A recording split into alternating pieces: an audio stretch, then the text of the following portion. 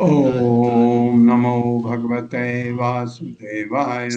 ओम नमो ओम नमो भगवते वासुदेवाय। ओम नमो भगवते वासुदेवाय। ओम ओम नमो नमो भगवते वासुदेवाय। ओम नमो भगवते वासुदेवाय। ओम नमो ओम भगवते नमो वासुदेवाय। वासुदेवाय।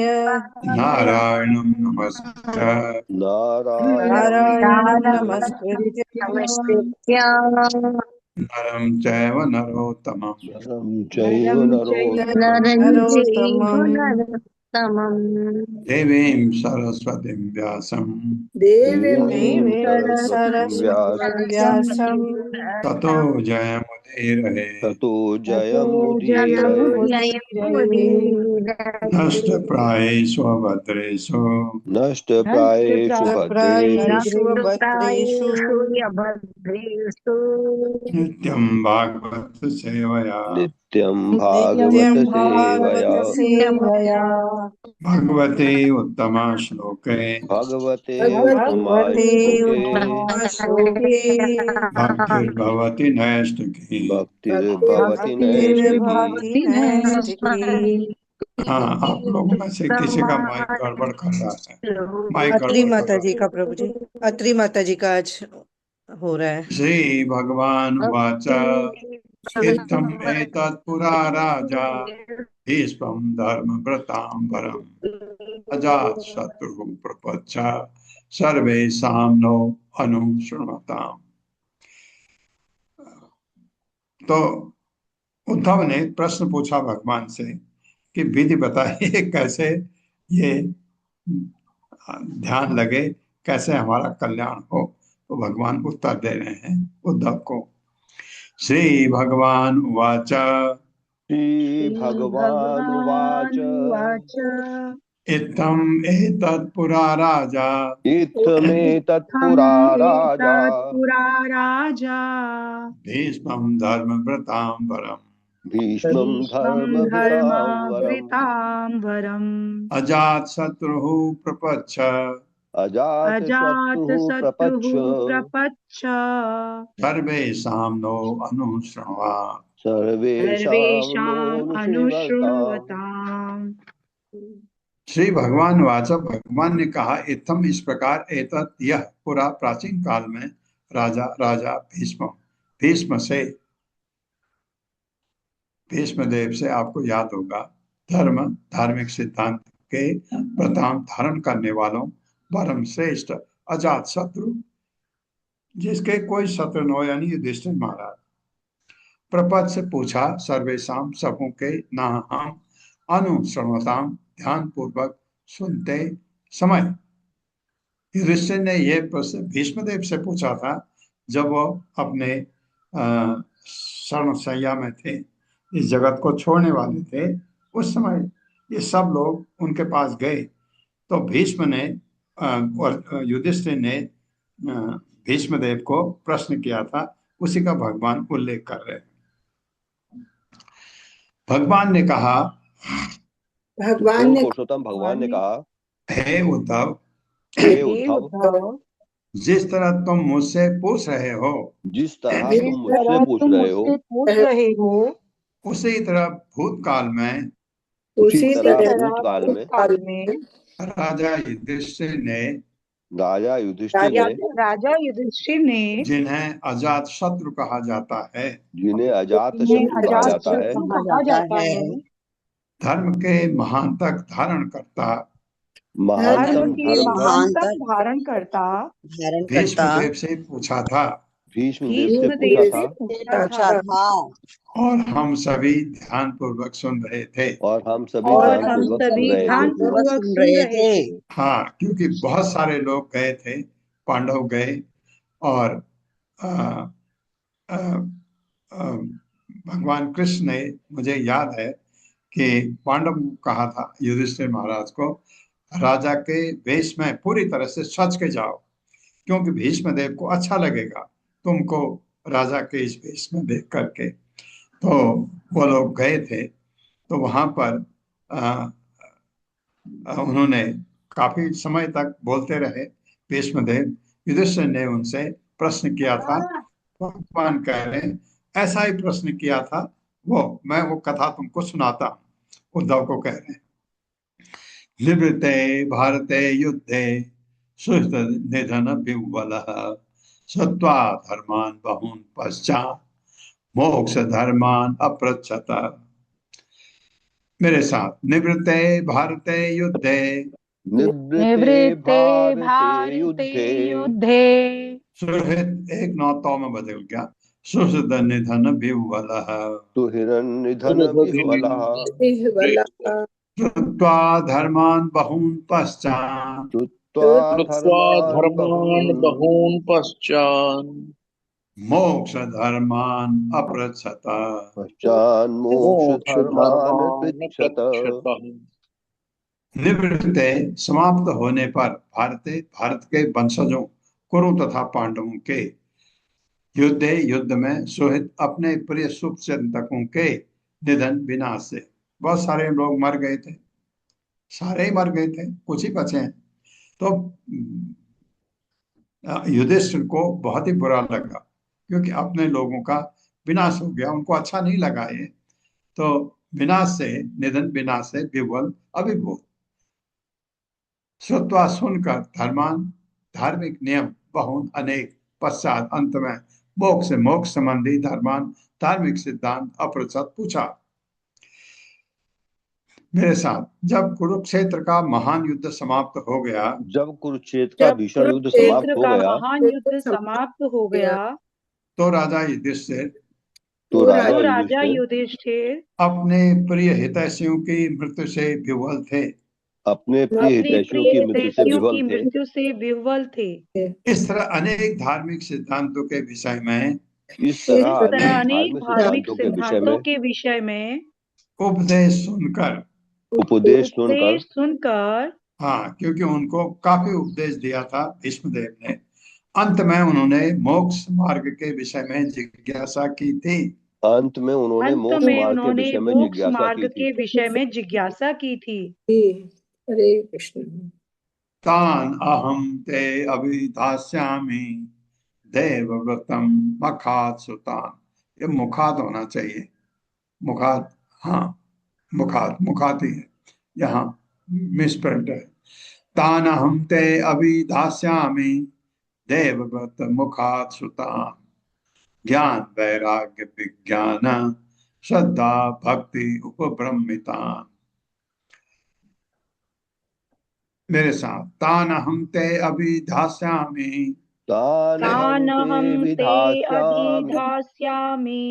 देवव्रत मुखात् श्रुतान् ज्ञान वैराग्य विज्ञान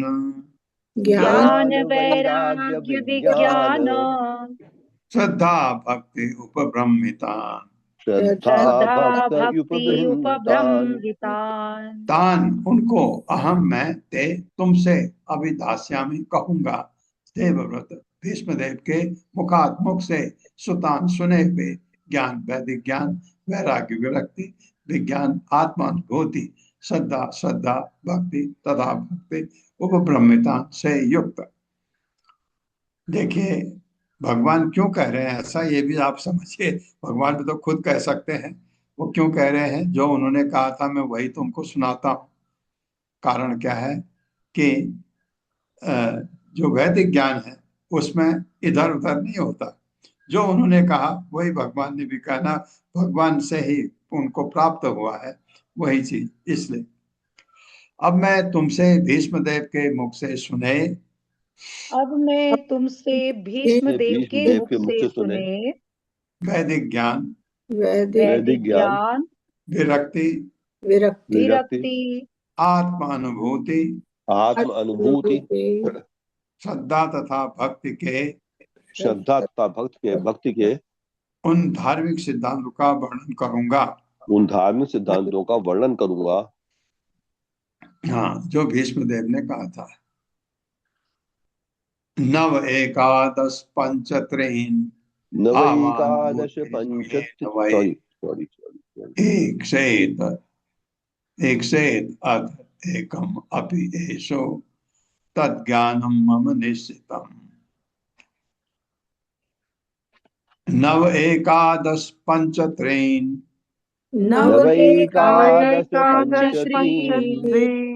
भावान् भूतेषु येन वै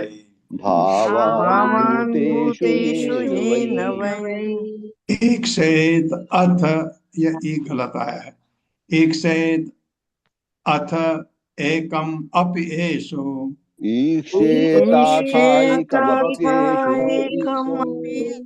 तद्ज्ञानम मम निश्चितम्। तज्ज्ञानं मम मम निश्चितम्। निश्चितम्। नौ नौ एकादश 11 पंच 5 3 3 भावान तत्वों को भूतेषु सारे जीव ब्रह्मा से लेकर अचर जीवों में ये जिस ज्ञान से वह निश्चय ही एक से देखे अत इस प्रकार एकम एक तत्व अब निस्संदेह ऐसो इन 28 तत्वों में तत्व ज्ञानम ज्ञान मेरे द्वारा निश्चितम निर्धारित किया गया। मैं स्वयं उस ज्ञान को निश्चित करता हूँ। मैं स्वयं उस ज्ञान का मैं स्वयं अनुमोदन उस करता ज्ञान हूँ। को निश्चित करता हूँ। भगवान कह रहे हैं ये उद्धव को, जिससे मनुष्य सारे जीवों में जिससे मनुष्य सारे जीवों में नौ नौ 9 11 11 11 5 5 5 तथा 3 तत्वों का सम्मेल देखता है।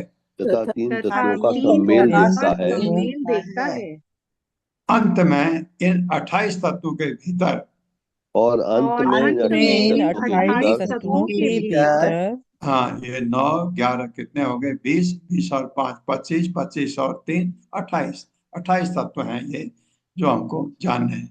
इन तत्वों के भीतर केवल एक तत्व देखता है। केवल एक तत्व केवल देखता है। एक तत्व देखता है। हाँ, वो तत्व क्या है?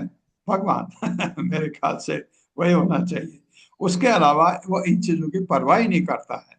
ये जो 28 तत्व हैं, ठीक है, 9 अभी इनका वर्णन आएगा।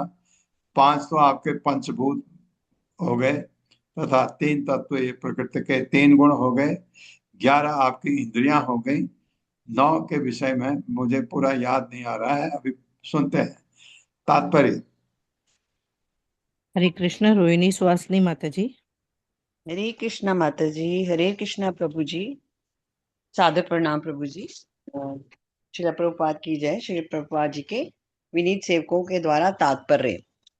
9 तत्व हैं: भौतिक प्रकृति, जीव महत तत्व, मिथ्या अहंकार तथा 5 इंद्रिय विषय यथा ध्वनि, स्पर्श, रूप, स्वाद तथा गंध।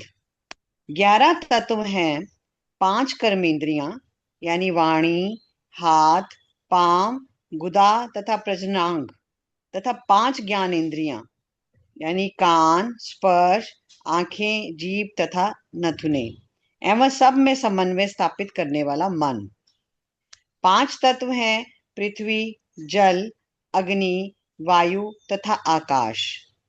3 तत्व हैं: प्रकृति के 3 गुण, सतो, रजो तथा तमोगुण।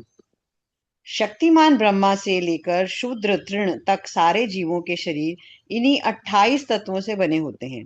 इन 28 तत्वों के भीतर एक तत्व परमात्मा है जो भौतिक तथा आध्यात्मिक जगतों के भीतर समाया हुआ है। यह तो आसानी से समझ में आ जाता है कि भौतिक ब्रह्मांड असंख्य कारणों तथा कार्यों से बना है। चूंकि भगवान श्री कृष्ण समस्त कारणों के कारण हैं, अतः सारे गौण कारण कार्य श्री भगवान से अभिन्न है। यही समझ असली ज्ञान अर्थात है जो जीवन को पूर्ण बनाने के लिए अनिवार्य है। धन्यवाद माता जी। वो 9 मैं आपको बता रहा था, बाकी तो आपको याद ही है। ये 9 तत्व जो बताए, एक तो है भौतिक प्रकृति, एक है जीव। जीव का मतलब शरीर नहीं है, जीवात्मा। महतत्व आप समझते हैं, मिथ्या अहंकार है, और 5 इंद्रिय विषय है। ये हमको पता ही है, इंद्रिय विषय। मिथ्या अहंकार भी हमको पता है, महतत्व भी हमको पता है। 2 चीज जो ऐड करी है, भौतिक प्रकृति और जीव, ये 9। ये आपके 11 तत्व तो इजी है। कर्मेंद्रिय 5, ज्ञानेन्द्रिय 5, कर्मेंद्रिय, और एक उनका लीडर मन, और 5 पंचभूत हो गए, 3 प्रकृति के 3 गुण। ये सब मिल करके ये जीव बनता है। एक्चुअली जीव का मतलब आत्मा से नहीं, शरीर। ये शरीर इन चीजों से चलाया जाता है। लेकिन जब एक ही को देखता है, आया था ना ऊपर, भीतर केवल एक तत्व को देखता है। वो किसको देखता है? परमात्मा को। जब आप भक्ति में आगे चले जाते हैं वो परमात्मा पर लीन होता है, इन चीजों के नहीं। वो ये नहीं देखता मेरे आंख कहाँ है, मेरी जीभ कहाँ है, मैं क्या सुन रहा हूँ, क्या नहीं सुन रहा हूँ, क्या मेरे प्रकृति के तीन गुण, इनसे वो सबसे परे हो जाता है। और ये ऐसी अवस्था अ, अ, जब भगवान से लीन हो जाता है, ये क्या अवस्था कहलाती है?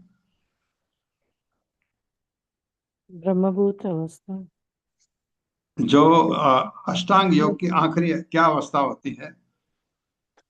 समाधि समाधि। समाधि समाधि। धारणा समाधि। धृति हाँ, और समाधि। धारणा। समाधि। ध्यान अवस्था, समाधि समाधि। की अवस्था। समाधि की अवस्था में वो सिर्फ परमात्मा को देखता है। ये बहुत ही भक्ति में बहुत ही ऊपर का है। भक्ति क्या, किसी भी विधि से आप भगवान से जुड़ते हैं। समाधि उसके अलावा उसको बाहर का कुछ भी नहीं पता होता है। ये पता है।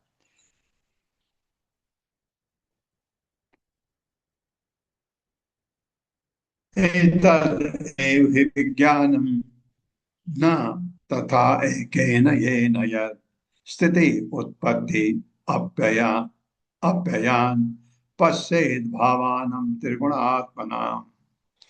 मेरे साथ, एतद एव हि विज्ञानम् एतदेव हि विज्ञानम् न तथा एकेन येन यत् न तथैकेन येन यत् स्थिति उत्पत्ति अप्ययान। स्थिति उत्पत्ति स्थित्युत्पत्त्यव्ययान् अप्ययान। हाँ, आप चाहो पश्चेत तक भी पढ़ सकते हैं इसको, बट कोई बात नहीं, पश्चेत बाद में पढ़ा। पश्चेत भावानाम त्रिगुणात्मनाम। पश्येद भावानां त्रिगुणात्मनाम् त्रिगुणात्मनाम्। एतत् यह एव निसंदेह ही वास्तव में विज्ञानम, अनुभूत ज्ञान। विज्ञान उसको कहते हैं जो आपने ज्ञान को रियलाइज किया है, जिसकी अनुभूति आपको है। ना नहीं तथा उसी तरह से एक भगवान द्वारा ये, जिसके द्वारा यह जो ब्रह्मांड स्थिति पालन उत्पत्ति सृजन अप्ययन तथा संहार पश्चे देखे भावानाम सभी भौतिक तत्वों के त्रिगुण प्रकृति के तीन गुणों के आत्मनाम से बना।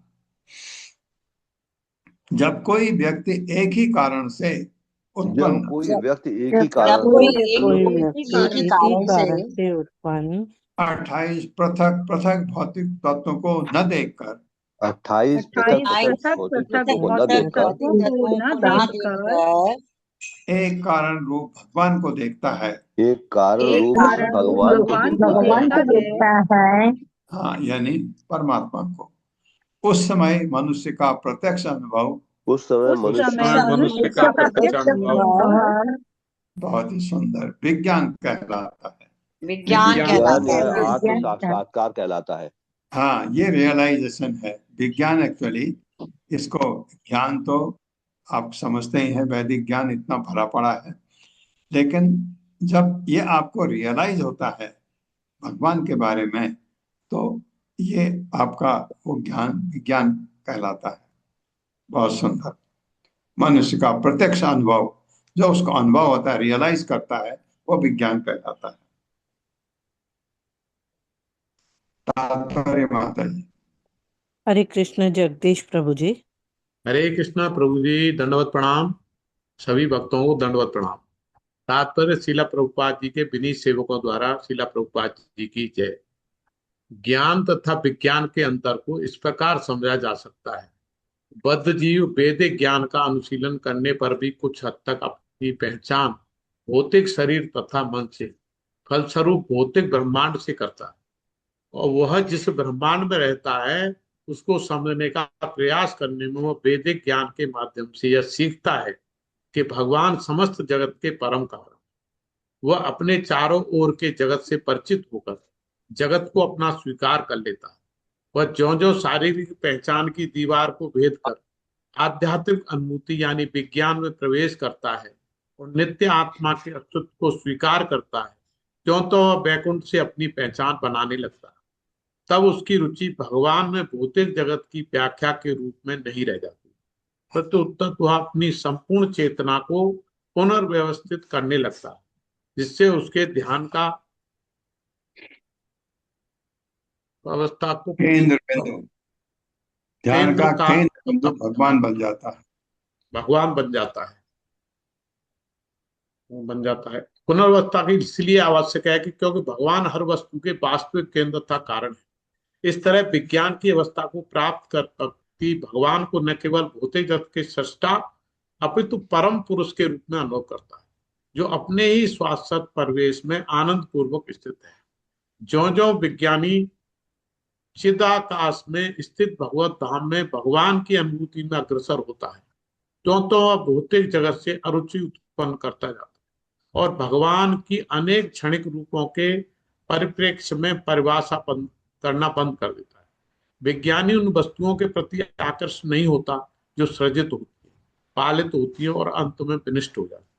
ज्ञान की अवस्था में उन लोगों के लिए ज्ञान की प्रारंभिक अवस्था है जो अपनी पहचान भौतिक जगत के रूप में करते रहते हैं, जबकि विज्ञान उनके लिए ज्ञान की परिपक्व अवस्था है जो अपने को भगवान का भिन्नांश मानते हैं। हरे कृष्ण प्रभु जी, दंडवत प्रणाम। धन्यवाद माता जी। अब बहुत अच्छा एक चीज समझ आता है, भौतिक जगत में कोई भी चीज जो आपको दिखती है या बनती है उसका अंत आदि है, उसका अंत है, वो जरूर खत्म होगी। कोई भी चीज आप देखिए भौतिक जगत की, कोई भी चीज उसका आदि है, उसका अंत है। वो फिर इन चीजों में जिन, इसका मतलब जो स्थायी नहीं है उसमें उसका मन नहीं लगता। उसको स्थायी चीज एक ही है, अहम एवासम एवाग्रे, भगवान पर उसको समझ आ जाता है। यही है जो स्थिर है, जो सदा के लिए है, उसका मन वहां लग गया तो फिर वो जो क्षणभंगुर चीजें हैं उससे उसका मन हट जाता है। आदौ, आदाव है, आदौ पढ़ेंगे बहुत किसी को आ जाएगा। आदौ अन्ते च मध्ये च सृज्यात् सृज्यं यत् यत् अन्वियात् पुनः तत्र प्रति संक्रामे यत् शिष्येत तदेव स।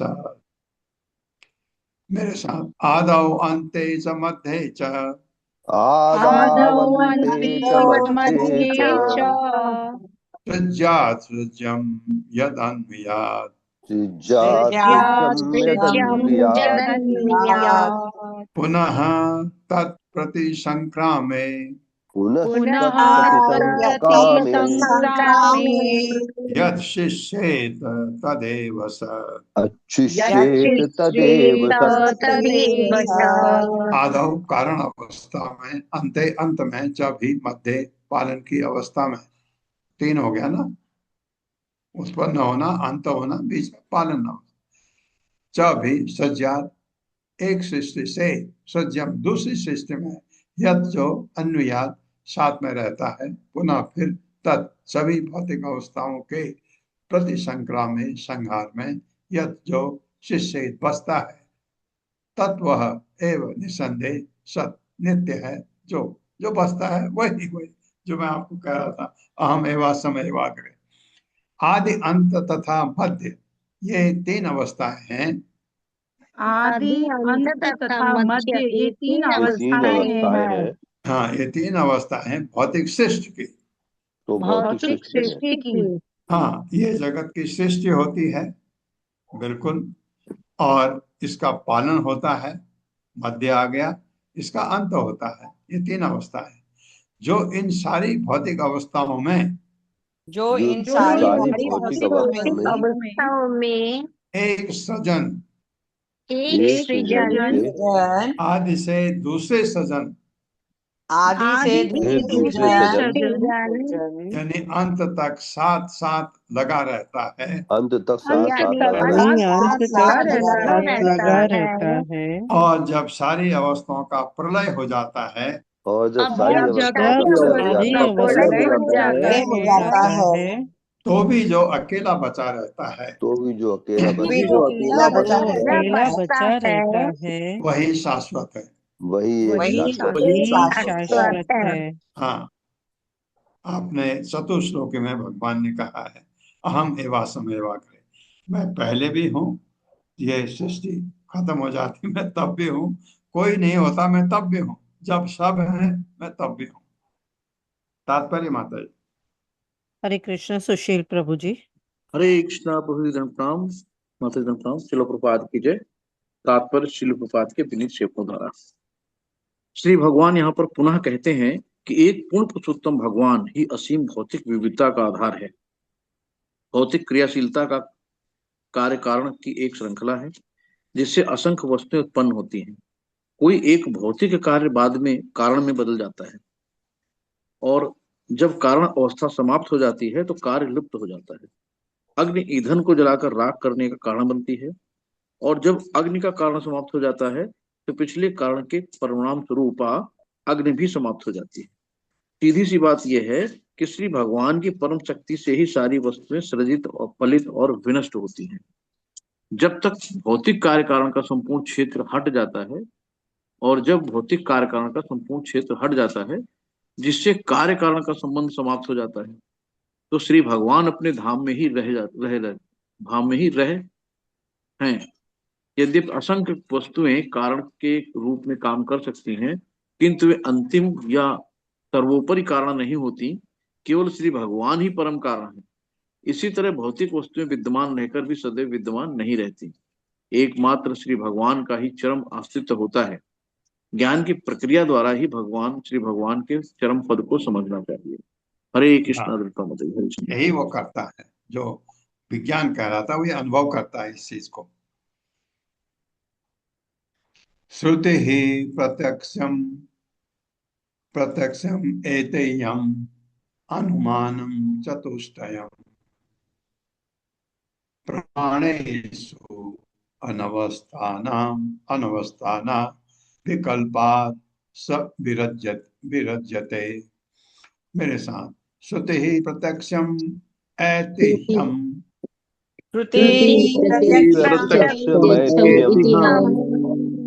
अनुमानम चतुष्टयम्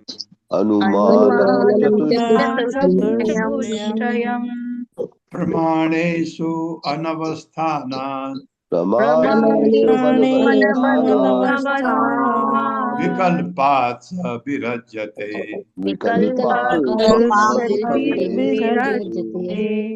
श्रुति ही वैदिक ज्ञान, प्रत्यक्षम सीधा अनुभव, ऐतिह्यम परंपरागत विद्या, अनुमानम तार्किक अनुमान, चतुष्टयम चार प्रमाणेषु सभी प्रकार के प्रमाणों में से, अनवस्थानात् अस्थिरता के कारण, विकल्पात भौतिक विविधता से, सह वह पुरुष विरज्यते विरक्त हो जाता है। फिर अगर आपको लगता है कोई चीज आ रही है, आप भौतिक जगत की बात समझिए, भौतिक जगत की, अभी अध्यात्म को छोड़ दीजिए, भौतिक चीज में आपको लग रहा है हाँ ये चीज आती है, दिखती है, खत्म हो जाती है, तो आपका उसकी तरफ जो है आकर्षण कम हो जाता है, बजाय किसके जो बनी रहती उसको आप ज्यादा महत्व देते हैं। वही बात यहाँ पर कही गई है। वैदिक ज्ञान प्रत्यक्ष अनुभव परंपरागत विद्या तथा तार्किक अनुमान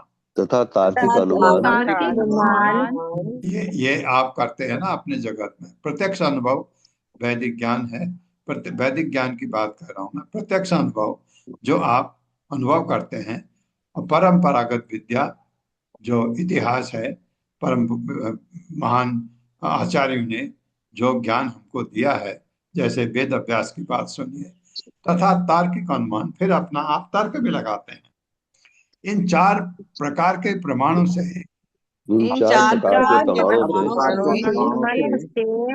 मनुष्य भौतिक जगत की अस्थिर दशा को समझकर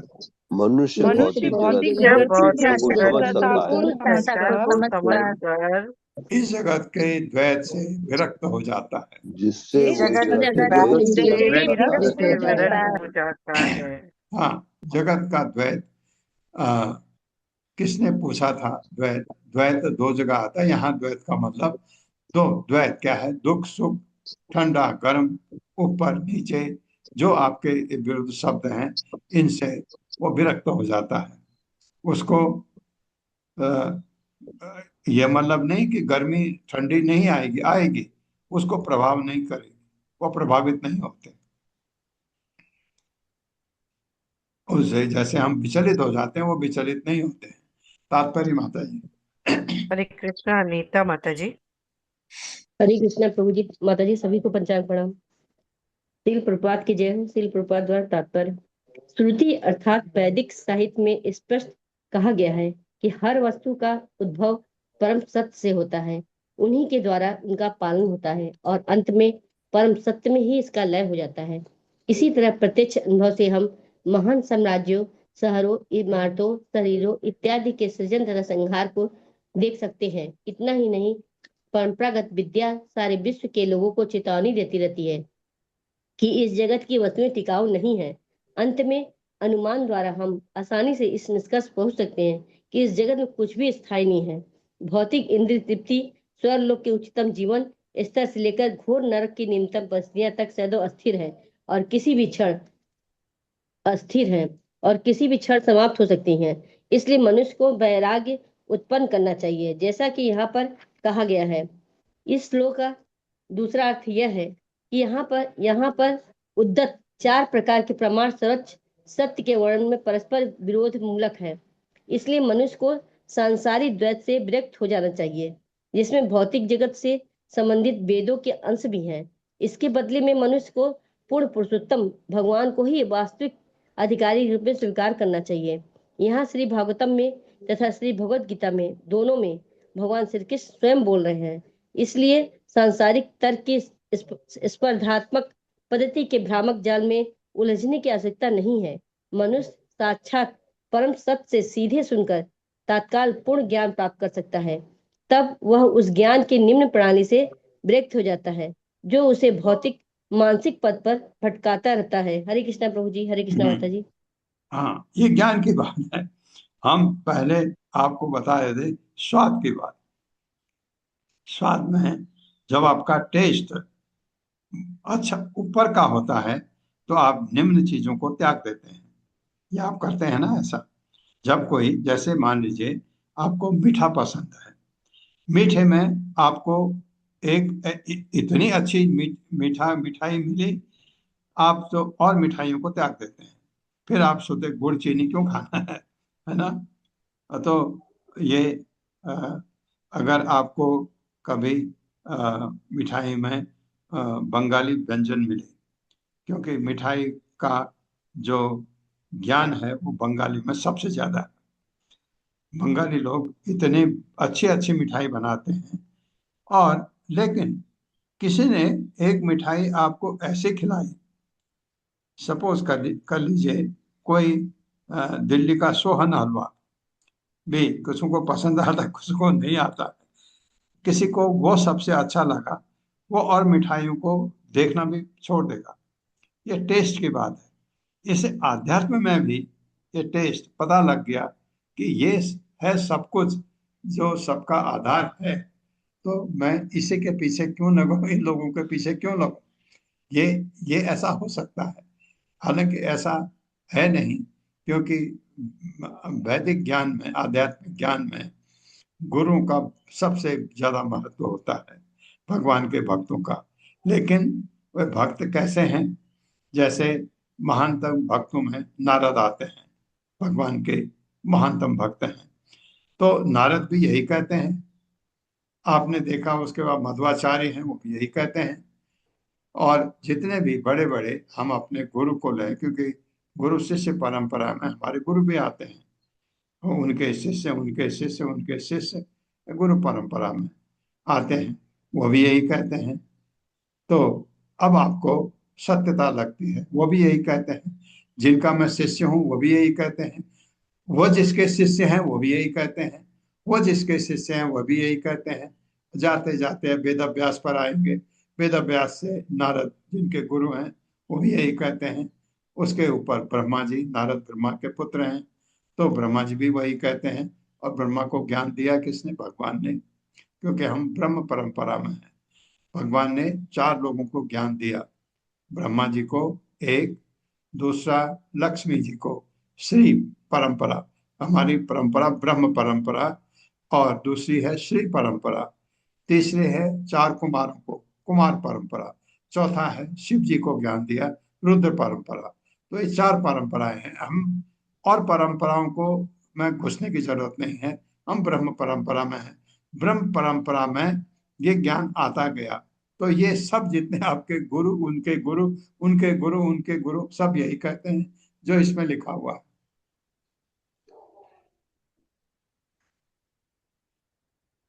दोनों में श्रीमद् भगवद गीता, भागवतम पढ़िए, यही ज्ञान आपको मिलता है कि सबसे चीज अगर आपको ये टेस्ट अगर आने लगता है तो आप में विरक्ति आने लगती है।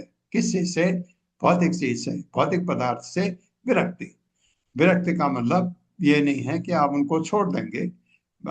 विरक्ति का मतलब आपके माँ बाप हैं, आपका परिवार है, आपके संबंधी है, आप जहाँ काम करते हैं वो आपके मित्र हैं, आप उनकी असलियत समझ गए। आपको ये समझ आ गया ये मेरे माँ बाप हैं, ये मेरे इस जन्म में माँ बाप हैं, पिछले जन्म में नहीं थे, इस जन्म में है, और अगले जन्म में भी ये रहेंगे नहीं, क्योंकि मेरे कर्म जो हैं ऐसे हैं कि मैं ऐसा रहूंगा नहीं। आपने कुछ अच्छा किया तो आप अच्छे घर में पैदा होंगे, आपने कुछ गड़बड़ किया तो आप कहीं किसी और घर में जा सकते हैं, बहुत ज्यादा गड़बड़ किया अधोलोक में जा सकते हैं, पशु बन सकते हैं, कुछ भी बन सकते हैं, 84 लाख कहीं भी जा सकते हैं। तो ये चीज समझ आने लगती है, तो फिर वो ये भौतिक चीजों से उसकी विरक्ति। और अध्यात्म में सबसे प्रमुख लक्षण विरक्ति है। विरक्ति होना, वैराग होना बहुत ही जरूरी है। चीजों से लगाव नहीं होना चाहिए। ये आप धीरे धीरे जब आपकी भक्ति प्रगाढ़ होगी आपको विरक्ति आने लगती है। कर्मणाम परिणामित्वात् विरंचाद अमंगलम विपश्चिन विपश्चित, एक नौ तो एक नौ रहे, विपश्चित नश्वरम पश्चेत दृष्टम अपि दृष्टवत्।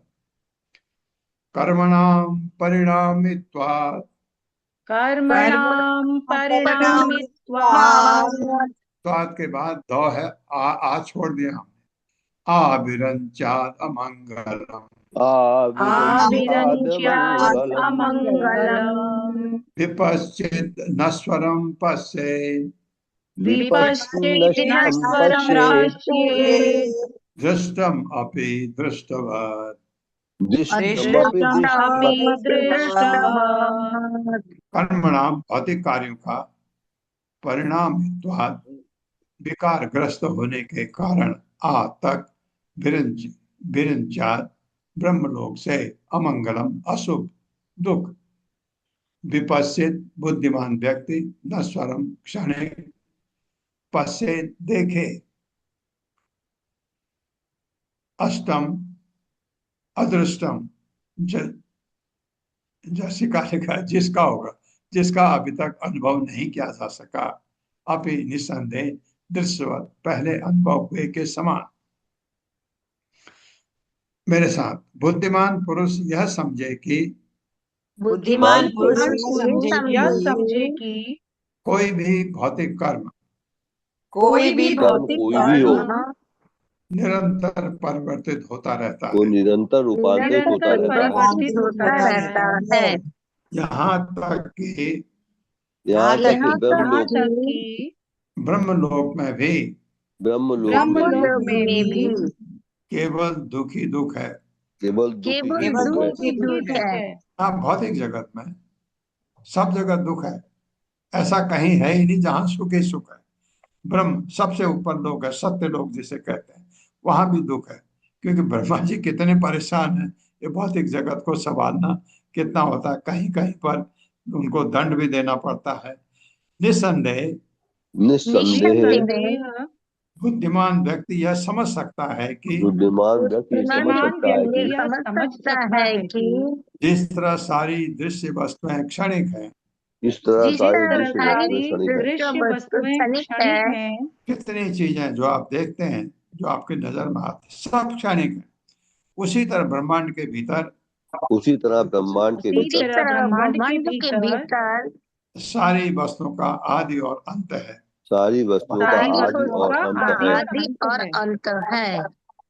हाँ, छोटी चीज, आप कोई चीज बनाते हैं, हम घर बनाते हैं, वो घर का आदि बना आपने, हम खुशे उसमें, बहुत अच्छा, लेकिन उसका अंत भी है, वो खत्म भी होगा, ये अवश्य है। तात्पर्य माता जी। हरे कृष्णा। सुंदरी श्यामा माता जी। हरे कृष्णा माता जी। हरे कृष्णा प्रभु जी, सादर प्रणाम। तात्पर्य श्रील प्रभुपाद के द्वारा। श्रील प्रभुपाद की जय। अष्टकम शब्द इस ब्रह्मांड में उच्चतर लोकों में प्राय दैवी जीवन का सूचक है। ऐसा दैवी परिवेश वास्तव में पृथ्वी लोक में अनुभव नहीं किया जाता। यद्यपि वैदिक पाठमय में इनका वर्णन है। यह तर्क किया जा सकता है कि वेदों के कर्मकांड विभाग में भौतिक स्वर्ग जाने की संस्तुति है, और यद्यपि वहां पर प्राय सुख शाश्वत नहीं है, किंतु कुछ काल तक जीव भोग तो किया जा सकता है। फिर भी भगवान कृष्ण यहाँ बतलाते हैं कि ब्रह्मलोक में भी, जो स्वर्ग लोक से उच्चतर है, कोई सुख नहीं है। उच्च लोकों में भी स्पर्धा, शोक तथा अंततः मृत्यु है। हरे कृष्णा माता। हाँ, ये बात भी है। जैसे आप यहाँ है स्वर्ग लोग स्वर्ग जाना चाहते हैं, ऐश्वर्य है वहाँ, है ना। आप देखिए भौतिक जगत में पहले, अभी तो पता नहीं, मैं तो बहुत जगह घुमा हूँ, इसलिए कह रहा हूँ। जैसे लोग कहते हैं कि अमेरिका सबसे अच्छा है, नहीं है, ऐसा सबसे अच्छा नहीं है, लेकिन बहुत अच्छा है। वहाँ का जीवन स्तर बहुत अच्छा है। किस हिसाब से? भौतिक दृष्टि से। मैं इंडिया में रहता हूँ, भारत में रहता हूँ। जगह जगह आप जानते हैं बिजली की समस्या, पानी की समस्या, खाने की समस्या, सब्जी की समस्या, गैस की समस्या, ये समस्याएं आपको बहुत विचलित करती हैं। मैं एक उदाहरण आपको देता हूँ। मैं इंग्लैंड गया था बहुत पहले, 93 में या 94 में। तो वहाँ मेरे एक मित्र के मित्र थे, उन्होंने मुझे टेलीफोन किया, वो मुझे अपने घर ले गए। मैं वहाँ रुका और मैंने उनका घर देखा। तो उन्होंने कहा मैंने 2 घर हैं, एक बगल में दिखाया, वो किराए में है, और उसमें हॉस्पिटल है, मतलब वो सर्जरी कहते हैं, जैसे ओपीडी होते हैं ना हमारे यहाँ, ये छोटे छोटे डिस्पेंसरी होती है, उसको इंग्लैंड में सर्जरी कहते हैं। तो उनको किराए में है। फिर अंदर बैठे थे, उन्होंने कहा बाहर बैठते हैं। पीछे उनका बहुत बड़ा लॉन था, जिसमें सेब के पेड़, नाशपाती के पेड़, बहुत फलों से लदे हुए, उधर बैठे। उन्होंने कहा मुझे, आप किस पेड़ के सेब खाना चाहेंगे? मैंने कहा मुझे क्या पता कौन सेब कैसा है, जो आप खिलाना चाहते हैं। हाँ, आप देखिए, इतना संपन्न घर, और ऐसे, और वहां पर वो एनीवे, मैं अब उसको लंबा बहुत नहीं कहूंगा। उसके बाद वो वहां सुखी नहीं थे। क्यों? कारण क्या था?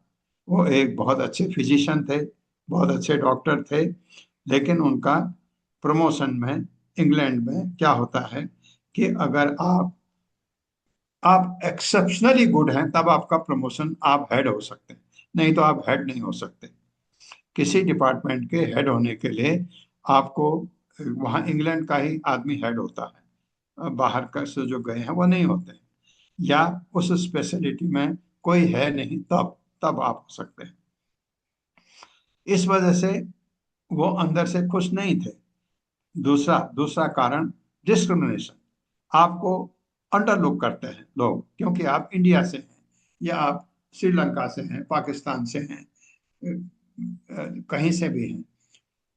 हाँ, अगर आप अमेरिका से हैं आपको अंडर लुक नहीं करते हैं। होता है ना, आपके हमारे यहाँ भी है ये भाव। कोई अगर गरीब शूद्र है तो आप उसको अंडर लुक करते हैं। ये हमारे ह्यूमन टेंडेंसी है।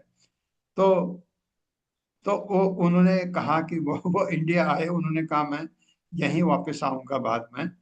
तो उन्होंने काफी काफी चीजें खरीदी, बहुत घर खरीदा, एक जगह बड़ा फार्म हाउस खरीदा, ये क्योंकि पैसा था उनके पास। और उसके बाद वो दोबारा आए, दोबारा आकर के मुझे मेरी मुलाकात हुई कि मैं उनके घर में रुका था, तो मैं उनसे मिलने जाता था। तो उन्होंने मुझे कहा कि एक गैस का सिलेंडर मिलने के लिए एड़ियां रगड़नी पड़ती है यहाँ। मुझे ये चीज बहुत परेशान करती है कि एक गैस का सिलेंडर चाहिए तो आपको कितनी तकलीफ होती है उसको प्राप्त। अभी तो थोड़ा बेटर हो गया उस तब से, अब तो पाइपलाइन भी आ गई घरों में। तो उन्होंने कहा, दिल्ली की बात बता रहा हूँ मैं, दिल्ली इंडिया की कैपिटल है, दिल्ली में यह हाल था। गैस का सिलेंडर के लिए आपको जब कभी कमी हो तो एड़ियां रगड़नी पड़ती हैं। 3-4 दिन मेहनत के बाद गैस का सिलेंडर आ गया, वो सुख मिला है। आपका वो सुख है हम लोगों का भौतिक जगत में। तो वो काफी परेशान थे। बाद में उन्होंने मुझे कहा कि मैं नहीं आऊंगा वापस, क्योंकि बच्चे तो आना नहीं चाहते हैं। बच्चे वहां पैदा हुए, और बच्चे उस जगह को छोड़ के यहाँ क्यों आएंगे। तो उन्होंने कहा मैं भी नहीं आऊंगा, क्योंकि थोड़ा विथ पिंच ऑफ सॉल्ट सह लूंगा जो मुझे बुरा लगता है, अब नहीं आऊंगा। उनका जो इतना इन्वेस्ट किया यहाँ वो सब बर्बाद, सब कुछ हो गया। तो ऐसा ऐसा होता है, क्योंकि आप उस उच्च टेस्ट को नहीं छोड़ना चाहते हैं जो वहां पर है। क्योंकि वहां पर आपको, जैसे मैंने बताया, गैस की समस्या बिल्कुल नहीं है, बिजली की समस्या बिल्कुल नहीं है, ट्रांसपोर्ट की समस्या बिल्कुल नहीं है। सब चीज इतने अच्छी तरह स्ट्रीमलाइंड हैं। जितने भी डेवलप्ड कंट्रीज हैं वहाँ इन चीजों की कोई सोचता भी नहीं, क्योंकि वो डिपार्टमेंट इतने बेटर बना दिए। पॉलिटिक्स में आप देखिए, आपको क्या करना है पॉलिटिक्स से, ये चीज ठीक है तो पॉलिटिक्स जो भी करे करे, लोग आपस में लड़ते रहे, आपको कोई फर्क नहीं पड़ता। हमारे यहाँ पॉलिटिक्स इन्हीं चीजों पर हो जाती है। तो ये टेस्ट की बात है, वो टेस्ट हो गया तो है क्या। इंग्लैंड में मरते नहीं लोग, मरते हैं, बीमार नहीं होते, होते हैं। तो जन्म मृत्यु जरा व्याधि, ये जो भगवत गीता भागवत में बता गया। कहीं भी आप कहीं भी जाओ, अमेरिका में भी जाओ, लोग मरते हैं, बीमार होते हैं, बिल्कुल सड़ते हैं। यही चीज स्वर्ग में भी है। स्वर्ग में थोड़ा कम है। एक तो आपने आपकी उम्र लंबी है, ऐश्वर्य है, लेकिन वहां भी ईर्ष्या है। आप देखते हैं इंद्र कितने खुरापात करता है। इंद्र जो है स्वर्ग का राजा, कितने खुरापात करता है। अब वो देवताओं का राजा है, और देवताओं में भी हमने पढ़ा भागवतम में क्या, जैसे हम इतना अ, अ, उनके बृहस्पति की पूजा करते हैं, क्या क्या बृहस्पति किसकी औरत के पीछे भागे, आपने देखा है। वही चंद्रमा है, उनकी हम पूजा भी करते हैं। उनका क्या स्तर है आपने देखा है, वही भौतिक स्तर है। उच्च है, उच्च लोक में है। उससे उच्च लोक जो बाहर लोक है, तप लोक है, आपके आपके ब्रह्म लोक है, वहां पर ये सन्यासी हैं। लेकिन उनमें भी, क्योंकि भौतिक प्रकृति उनमें भी कम है, क्योंकि कम क्यों है, क्योंकि वो उच्च अपने को तरक्की करते करते वहां पहुंचे। लेकिन जीरो नहीं है, वहां भी जीरो नहीं है। इसलिए ब्रह्मा जी बैकुंठ जाएंगे, क्योंकि ब्रह्मा जी के पास सारे लोग वहीं रहते हैं अक्सर। यहाँ तक कि हमारे नारद मुनि भी, नारद मुनि तो एक जगह रहते ही नहीं है। लेकिन जितने भी तपस्वी हैं, योगी हैं, परम परम योगी, वो सब ब्रह्म लोक जाते हैं, क्योंकि वो ये सोचते हैं बाद में जब ब्रह्मा जी बैकुंठ जाएंगे इनके साथ ही चले जाएंगे, ऐसा सोचते हुए। तपस्या करते हैं वहाँ। अच्छा है वहाँ, यहाँ से बहुत अच्छा है, क्योंकि वहाँ उनका लक्ष्य सिर्फ भगवत प्राप्ति है।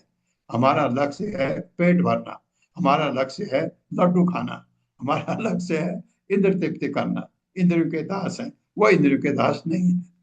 उस लोगों की बात कर रहा हूँ। स्वर्ग में भी तो ऐसा ही है। ये उसको पता लग, ये जो ये अंत तो गत्वा, जो उसको समझ आता है कि इसका अंत होना है, तो कुछ ऐसा है जहां अंत नहीं है, मैं हमेशा सुखी रहूं, एक ही जगह, उसको समझ आने लगता है कि भगवत धाम। ये बात इसमें कही गई है। भक्ति योग पुरा एव उक्त, पुरा वो उक्त है, पुरा एव उक्त। भक्ति योग पुरा एव उक्त प्रीयमाणाय ते अनग, पुनः च कथयिष्यामि मद्भक्ते कारणं परम। मेरे साथ, भक्ति योग पुर एव उक्तः, भक्ति योगा पुरैवोक्तः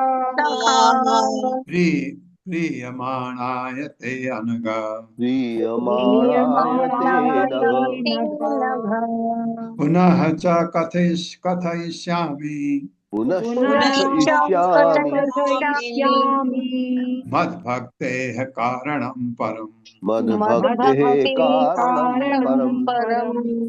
भक्ति योग, भगवत भक्ति पुरा पूर्व काल में एवं निसंदेह उक्त बताया गया, प्रियमाणाय, जिसने प्रेम उत्पन्न कर लिया है, ते तुम तक अनक, हे निष्पाप उद्धव, पुनः फिर भी कथयिष्यामि बतलाऊंगा, मत मुस्तक भक्ति, भक्ति का कारण, असली कारण परम परम। मेरे साथ, हे निष्पाप उद्धव, हे निष्पाप उद्धव, क्योंकि तुम मुझे चाहते हो, क्योंकि तुम मुझे चाहते हो। हाँ बिल्कुल इसी तरह जैसे अर्जुन को कहा था भगवत गीता में भगवान ने, इसलिए मैं पहले ही तुम्हें भक्ति की विधि बता चुका हूँ। इसलिए मैं तुम्हें भक्ति की विधि पहले ही बता चुका हूँ। हाँ, क्योंकि तुम मुझे चाहते हो, ये मतलब मेरी मेरी तपस्या करते हो, मेरी भक्ति करते हो, इसलिए इसलिए अगर नहीं करते हो तुम्हारा तो मैं क्यों बताऊंगा, भगवान का। अब मैं तुमसे पुनः, अब मैं अब मैं तुमसे तुमसे पुनः अपनी प्रेमा भक्ति पाने की, अपनी प्रेमा भक्ति पाने की श्रेष्ठ विधि बतलाऊंगा, श्रेष्ठ विधि बतलाऊंगा। तात्पर्य माता जी। हरे कृष्ण कामनी माता जी। हरे कृष्ण माता जी, धन्यवाद। हरे कृष्ण प्रभु जी, सादर प्रणाम। तात्पर्य, श्री प्रभुपाद जी के द्वारा, श्री प्रभुपाद जी के विनीत सेवकों के द्वारा प्रभुपाद जी की जय। यद्यपि भगवान श्री कृष्ण श्री उद्धव से पहले ही भक्ति योग बतला चुके थे, किंतु उद्धव उससे तुष्ट नहीं है, क्योंकि वे कृष्ण से प्रेम करते हैं। भगवान से प्रेम करने वाला व्यक्ति वैदिक कर्तव्यों तथा वैश्लेषिक दर्शन के वर्णनों से मिली जुली भक्ति की विवेचनाओं से पूरी तरह तृप्त नहीं हो सकता। चेतनता की चरम अवस्था शुद्ध कृष्ण प्रेम है, और जिसे कृष्ण की लत लगी हो वो ऐसे विषयों के अमृत का निरंतर पान करना चाहता है। भगवान कृष्ण ने मानव सभ्यता के अनेक पक्षों का व्यापक सर्वेक्षण प्रस्तुत किया है, जिसमें वर्णाश्रम प्रणाली, पदार्थ एवं आत्मा का अंतर तथा इंद्रिय तृप्ति का परित्याग इत्यादि सम्मिलित है। अब उद्धव भगवान कृष्ण की शुद्ध भक्ति के विषय में सुनने के लिए विशेष रूप से लालायित है, और भगवान इसी विषय की ओर मुड़ते हैं। हरे कृष्णा। धन्यवाद प्रभु जी, धन्यवाद माता जी। हरे अब कृष्णा। इसी विषय की ओर, शुद्ध भक्ति कैसे करते हैं इसकी ओर उद्धव जानना चाहते हैं, भगवान बताते हैं। तो क्या उद्धव को पता नहीं है? भगवान का अनन्य भक्त है उद्धव, महान भक्त, और इतना प्रिय है भगवान को, तो क्या उद्धव को पता नहीं? नहीं, उद्धव जो भी भगवान का भक्त है वो चाहता है दूसरों का भी भला हो। ये ये ये वैष्णव की पहचान है। वैष्णव हमेशा दूसरे का भी भला चाहता है, तब प्रभुपाद ने आपने देखा है आखिरी अवस्था में बोलने की शक्ति नहीं है, कहा नहीं, जो मेरे भक्त हैं, डिसाइपल हैं यूरोप में और अमेरिका में, मैं एक बार उनको और प्रोत्साहित करना चाहता हूँ। इसलिए आखिरी में उस मरणांत हालत में वो गए। ये लीलामृत में आता है, आखिरी चल रहा है, इवनिंग क्लास का लास्ट पार्ट चल रहा है अभी। मेरे ख्याल से 2-3 दिन में शायद खत्म हो जाए। तो वहां पर मुझे लगा शायद वो मना कर देंगे, लेकिन वो चल पड़े और मैनर ये इंग्लैंड में वहाँ वो अपने भक्तों से मिल रहे हैं। तो ये ये क्यों क्यों उनको अब जाने की क्या जरूरत थी? नहीं, क्योंकि जो उनके भक्त हैं इतना जबरदस्त काम कर रहे हैं भगवत गीता भागवतम के प्रचार में, तो उनको वो और उत्साहित करना चाहते हैं और उनको और ताकि लोगों का भला हो। भगवत गीता भागवतम का प्रचार अगर ज्यादा होता है, भला किसका होता है? जो सुनता है वो भी भगवान की ओर उन्मुख हो जाता है। अभी विमुख हैं हम, तो उन्मुख होना जरूरी है, भगवान की तरफ उन्मुख होना। धीरे धीरे उनकी तरफ आप बढ़ेंगे तो आपका कल्याण हो सकता है। ओम अज्ञानतिमिरान्धस्य ज्ञानाञ्जनशलाकया चक्षुरुन्मिलितं तस्मै श्रीगुरवे नमः। नमः विष्णुपादाय कृष्णप्रेष्ठाय भूतले श्रीमते भक्तिवेदांत स्वामिनिति नामिने। नमस्ते सरस्वती देवे गौरवाणी प्रचारिणे निर्विशेष शून्यवादी पाश्चात्य सतारिणे। जय हो श्री कृष्ण चैतन्य प्रभु नित्यानंद श्री अद्वैत गदाधर शिवासादि गौर भक्तवृंद। हरे कृष्णा कृष्ण कृष्णा हरे हरे, हरे राम राम राम हरे हरे। पल्लवी माता, हाँ हाँ, राय विनोदिनी देवीदासी माता जी, हरे कृष्णा। हरे कृष्णा प्रभु जी, सादर प्रणाम। हरे कृष्णा रीमा माता जी। प्रभु जी, मैं आपसे बस थोड़ा कल का बताना चाह रही थी, जैसे कि कल हाँ बताइए माता थी। जी जी, तो प्रभु जी कल हमारे इस्कॉन पंजाबी बाग के पहले टेम्पल प्रेसिडेंट होते थे हिज ग्रेस रुक्मणी कृष्ण हाँ हाँ हिज होलीनेस गोपाल कृष्ण गोस्वामी महाराज से दीक्षित थे, लेकिन 2024 में महाराज जी नित्य लीला में चले गए थे। तो उस समय पे प्रभु जी की संन्यास दीक्षा का जो उनका संकल्प था, वो महाराज जी के नित्य लीला के कारण थोड़ा सा डिले हो गया था। तो कल प्रभु जी उन्होंने अच्छा। संन्यास दीक्षा प्राप्त की। तो उस सेरेमनी के लिए प्रभु जी ओके। हम सभी जो पंजाबी बाग से जुड़े हुए भक्त हैं प्रभु जी, कल हम सभी को बोला गया कि आप संन्यास दीक्षा को देखें। तो प्रभु जी कल पहली बार में ये अवसर मिला कि मैंने प्रत्यक्ष देखा प्रभु जी। और प्रभु जी जो सबसे बड़ी चीज मुझे लगी, जो मैं आपके प्रीचिंग्स के कारण एक बार आपको एक धन्यवाद के रूप में कहना चाहूंगी, क्योंकि प्रभु जी जो कुछ आप हमें आजकल पढ़ा रहे हैं सन्यास के बारे में और ब्रह्मचर्य व्रत और ये सब, प्रभु जी इसको हमने इतना स्पष्ट कल सुना, क्योंकि कल वहां पर प्रभु जी हिज होलीनेस गुरु प्रसाद महाराज जी आए हुए थे, जिन्होंने रुक्मणी कृष्ण प्रभु जी को दीक्षा देनी थी। तो प्रभु जी एक एक चीज प्रभु जी जो हमने आपसे सीखी है ना, कल हमने उनको दोबारा से सारा समझा कि सन्यास क्या है, और संपूर्ण विधि जो यहाँ भगवान उद्धव जी को समझा रहे हैं प्रभु जी, सारी कल देखी। तो प्रभु जी बहुत अलग स्पिरिचुअल एक्सपीरियंस था, इसलिए मुझे लगा कि मुझे आपको एक धन्यवाद के रूप में ये जरूर कहना चाहिए कि आपके कारण ये सब हम देख पाए।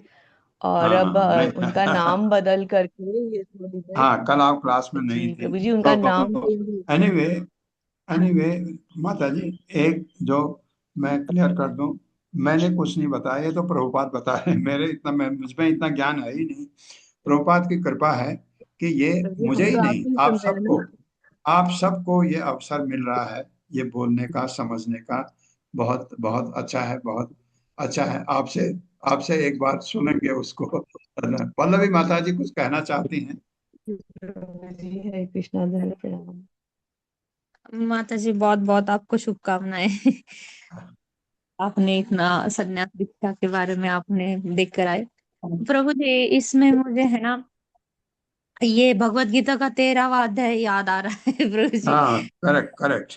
हाँ, अर्जुन को भगवान बोलते हैं तेषाम हम समुद्धरता मृत्यु संसार सागरत।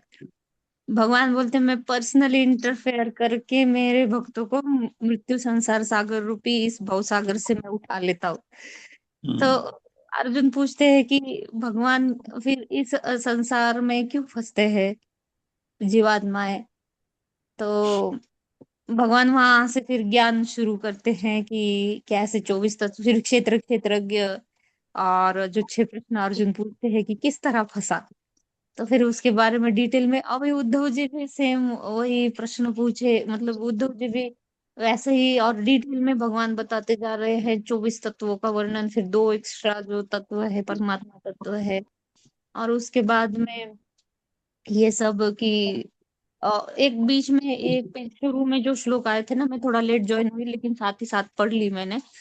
तो बहुत सुंदर था उसमें कि जो विज्ञान के बारे में बताया था, ज्ञान लेना तो ठीक है, लेकिन विज्ञान के बारे में जो आत्म साक्षात्कार है, जो रियलाइजेशन है इसका, जब रियलाइजेशन के लेवल पर कोई उठ जाता है तो भगवान के सृष्टि स्थिति प्रलय ये आ, तीन जो भगवान की जो क्वालिटीज है उससे भी ऊपर उठ जाता है और शाश्वत भगवान के साथ जो संबंध है उसमें स्थित हो जाता है। तो मैं यही समझ रही थी कि अभी तो हम, मतलब मैं अभी तो उस वो भी वही नहीं समझ पा रही हूँ इस ब्रह्मांड में भगवान का जो इंटरफेयर है और हमारा भगवान के साथ, मतलब ये पूरा प्रकृति और पुरुष और जो चेतन जीव है उसका संबंध क्या है, और इसका संबंध समझ के फिर भगवान के साथ जो संबंध हम स्थापित कर लेंगे तो तब इस लेवल से भी ऊपर उठकर जो अनुभूति होगी तो वो बहुत जरूरी वो है। वो विज्ञान, अनुभूति वो विज्ञान। वो विज्ञान है, आत्म हाँ, साक्षात्कार। तो वो विज्ञान है। और जहाँ आप बता रहे थे ब्रह्मा जी के बारे में, तो वो मुझे एक वो भजन याद आ रहा था केवलाष्टकम का। ब्रह्मस्तंभ पर्यंतम सर्वं मायामयं जगत् सत्यं सत्यं पुनः सत्यं हरेर्नामैव केवलम। ब्रह्मा जी तक सब कुछ ये मिथ्या अहंकार से ढका हुआ है, सत्य उसमें कुछ है तो सिर्फ भगवान का नाम। हरे कृष्ण प्रभु जी, दंडवत प्रणाम। हरे कृष्णा। आपकी प्रार्थना करता हूँ आपकी स्मृति ऐसे ही बनी रहे, क्योंकि आपको श्लोक एकदम याद हो जाते हैं माता जी, बड़ी अच्छी बात है। हरे कृष्णा। अनीता अनीता श्रीवास्तव माता जी, हरे कृष्णा। हरे कृष्णा प्रभु जी, पंचाब प्रणाम। प्रभु जी, आपने अभी बताया था ना कि भगवान के ने ज्ञान 4 लोगों को दिया था, ये हाँ हाँ बताया था ना प्रभु जी। तो प्रभु जी, श्री श्री संप्रदाय लक्ष्मी जी को दिया हाँ। ज्ञान, ब्रह्म संप्रदाय था सनक सनातनानंद। ब्रह्म, प्रभु जी ब्रह्मा जी को चारों दिया बता ब्रह्म दीजिए। परंपरा। ब्रह्म, हाँ ब्रह्म परंपरा। वो हमारी परंपरा है, हम उसी परंपरा के हैं। अच्छा, जो हाँ। हम भक्ति मार्ग पर हैं, हम ब्रह्म परंपरा को मानते हैं। क्यों? हमारे गुरु ब्रह्म परंपरा में थे, उनके गुरु ब्रह्म परंपरा, उनके गुरु, ये ऐसे सीरीज आती है। दूसरा तो श्री परंपरा है, तीसरी रुद्र परंपरा है, चौथी कुमार परंपरा है। उसके फिर अच्छा, बड़े बड़े प्रचारक आए, महान भक्त आए, उनके नाम से वो परंपराएं जानी जाती हैं। जैसे श्री परंपरा रामानुजाचार्य शायद श्री रुद्र परंपरा के हैं। ऐसे ही श्री परम, मुझे याद नहीं आ रहा, वो बड़े बड़े प्रभु जी बस ये चारों को बस बता दीजिए थोड़ा सा, बस। श्री संप्रदाय लक्ष्मी को दिया और ब्रह्म संप्रदाय सनक सतानंद, बस ये चारों को बता दीजिए प्रभु जी, थोड़ा मैं कंफ्यूजन हो जा रही हूँ। नहीं नहीं, ब्रह्म परंपरा लिखी है ब्रह्मा सब। जी को, भगवान ने अच्छा, ज्ञान ब्रह्म, दिया ब्रह्मा जी को ब्रह्म ब्रह्मा जी। परंपरा, लक्ष्मी जी को दिया श्री परंपरा, 4 कुमारों को दिया कुमार परंपरा, और शिव जी को दिया रुद्र परंपरा। 4 परंपरा है। इसके अलावा कोई भी परंपराएं जो हैं वो प्रेस्क्राइब नहीं है। अब जैसे आप किसी सन्यासी को देखते हैं या किसी भगवान के महान भक्त को देखते हैं, उनके शिष्य हैं, आप ये पता करें वो किस परंपरा के हैं। अगर वो इन चारों में से किसी परंपरा को नहीं है तो उनकी तरफ आप पेट लगा दीजिए, उनको सुनने की जरूरत नहीं है। कि प्रामाणिक परंपरा के कोई भी हैं उनको आप सुन सकते हैं, अगर वो कोई भी कितना ही विद्वान क्यों ना हो, अगर वो परंपरा में नहीं है उसको एकदम इग्नोर करना चाहिए, उससे कभी सुनना नहीं चाहिए। इसीलिए आपने देखा है कि प्रभुपाद ने क्या कहा है, ये भागवत सप्ताह चलते हैं, प्रभुपाद ने कहा बिल्कुल मत सुनो उनको, क्योंकि वो व्यापार करते हैं, वो भागवत सुनाते हैं पैसा कमाने के लिए। दूसरा, आपने देखा 5 साल हो गए हमको, अब हम पहुंच रहे हैं, अभी भी नहीं पहुंचे आखिरी स्कंद में, 5 साल होते हुए। 5 साल हम हालांकि एक श्लोक करके 5-6 श्लोक चलाते हैं एक दिन में, 5-7 श्लोक जो भी जितने चलते हैं, 5-7 पेज हम एक दिन में करते हैं। 5 साल हो गए हमको। भागवतम आप कैसे एक हफ्ते में पूरा कर सकते हैं? क्या करते हैं वो आपने देखा है, 9 बजे आते हैं, आरती होती है, फिर उसमें बीच में कुछ भागवतम के कुछ श्लोक लेके बता दिए, उसके बाद फिर शाम को फिर उनका 5 बजे छुट्टी, और एक हफ्ते में भागवतम पूरी कैसे हो सकता है? तो प्रभुपाद ने कहा है कभी भी मत सुनो उनको, कभी। तो इसलिए हम तो उनके शिष्य हैं, इसलिए हमको कभी ये साप्ताहिक भागवत कभी सुनना ही नहीं चाहिए, जाना ही नहीं चाहिए। जी जी, हरे कृष्ण। हरे कृष्णा माता जी, हरे कृष्णा। आज सबका बहुत बहुत धन्यवाद है। हरे कृष्णा हरे प्रभु कृष्णा जी, प्रभु जी, सादर दंडवत प्रणाम, बहुत बहुत दंडवत धन्यवाद। प्रणाम। हरे कोटि कृष्णा कोटि प्रभु जी, दंडवत दंडवत प्रभु जी। प्रणाम। हरे कृष्ण।